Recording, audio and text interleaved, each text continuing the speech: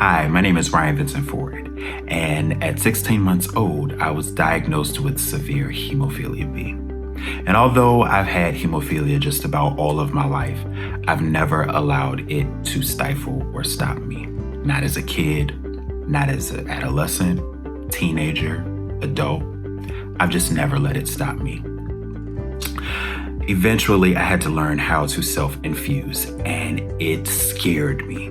Yes, I was very much used to my mom giving me medicine. I just could not think of sticking myself with a needle. That was probably the most nervous thing that I could have ever encountered. And then she sent me off to a camp called Hole in the Wall Gang Camp that I went to for about 3 years. And with each year I went, the goal and the desire was for them to hopefully teach me how to self-infuse. The first 2 years, I did not get it. I was a little too nervous. I think I was having a little too much fun. Anybody that's been to Hole in the Wall Gang Camp, you know that it's a whole lot of fun, and you're just not necessarily thinking about the condition that you have. You're just glad that you're there. But the third year, I was challenged to try to give myself medicine. By that time, I was on prophylaxis. And so I was doing it about 2 to 3 times a week. And my mom was having to give me the factor because I didn't know how to stick myself yet. So when I got to the camp, I went out on a limb and I was like, you know what, let me just try it. I'm a little nervous. Can you guide my hand? I don't want, it to be shaking too much. So just help me along. I really want to try it, so just help me along. I know how much this would mean to my mom if I learned how to self-infuse. Well, I did manage to get the infusion all by myself.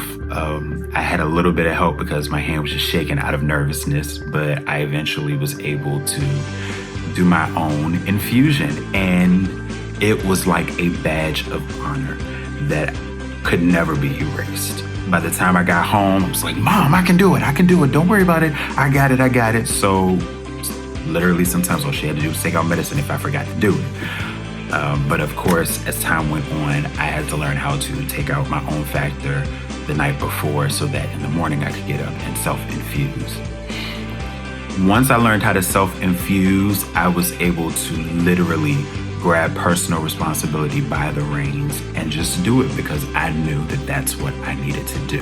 I hope this encourages you, and I hope that this pushes you to embrace your condition, embrace what it is that you have, and understand that that does not have to stop you.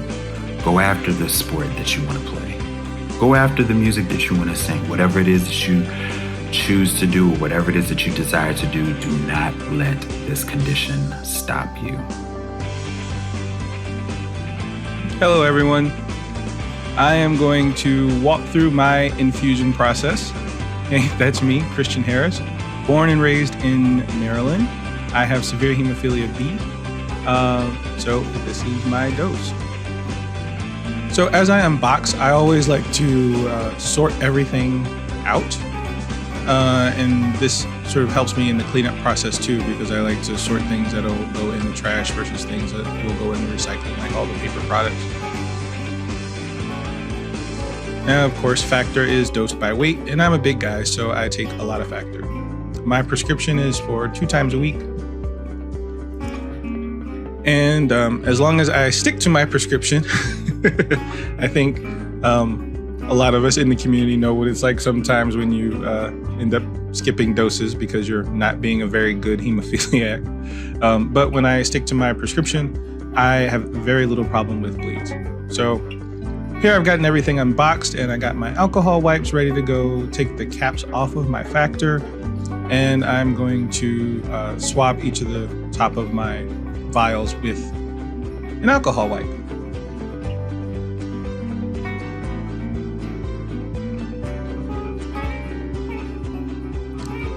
Awesome. Now figuring out next steps. Sometimes I go, wait, what goes next?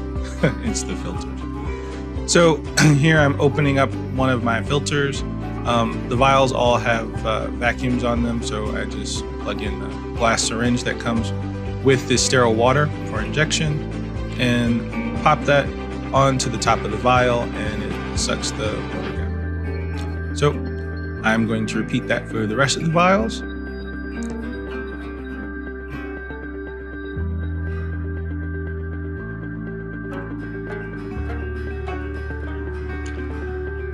And there we go. So now I'm just cleaning up as I go here, getting all of my caps from my vials and from the syringes, putting all of them in one place.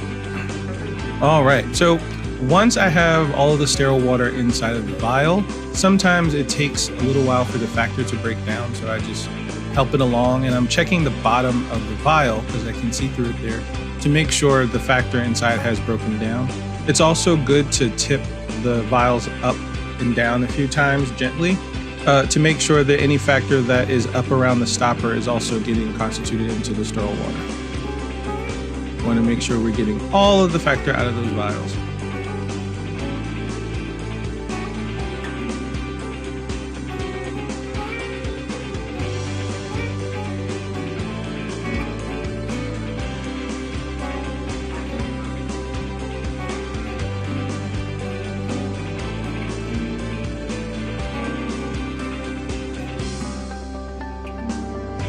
All right, once everything is constituted well enough, I'm going to take my glass syringes off. Of course, I could use these syringes to actually do the infusion, but I like to have all of the factor in one syringe, so I'm going to grab my 20 cc syringe there, and I'm going to draw all of the factor into this one syringe. And there we go. Now, time to get ready for my butterfly needle and to actually do my stick. So of course I'm going to take my other alcohol wipe and clean off the vein. Oops, forgot to put my tourniquet on first. So these tourniquets are gold in the hemophilia community, the best ones ever made. Many people love them. And if you happen to find one just like it, make sure you treasure it. All right, just gonna continue wiping that vein off there until I am satisfied it's clean. And there goes my butterfly.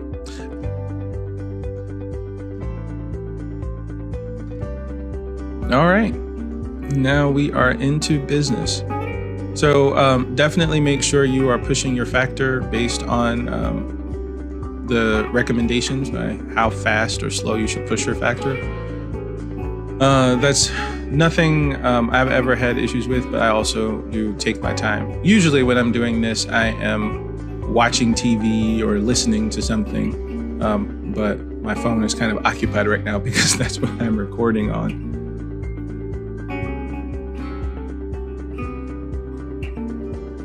I have been able to infuse myself since I was in elementary school, and I really took over doing it for myself consistently when I was about 14 or 15. And I just really enjoy the freedom that comes with trusting myself to be able to administer my own factor when I need to, especially in situations like traveling. I love traveling and have traveled quite a lot. So being able to do this and to carry my factor with me to make sure I have what I need, and being able to successfully infuse myself every time is such a big, important part of my life and has allowed me to do so much.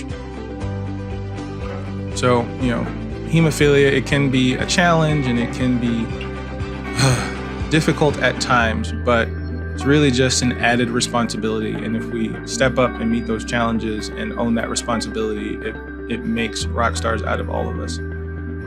Some of the best people I've ever met in my life are people within the hemophilia community. So, love you guys. And there's my gauze. So I am done pushing the factor now.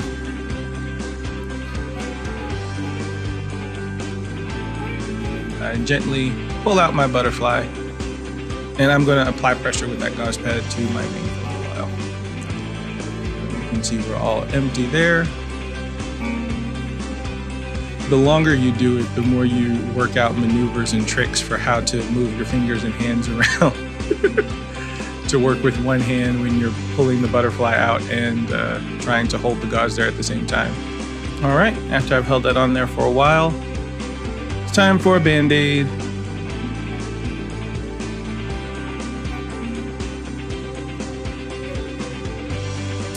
And just like that, my infusion is done. We are all set and good to go.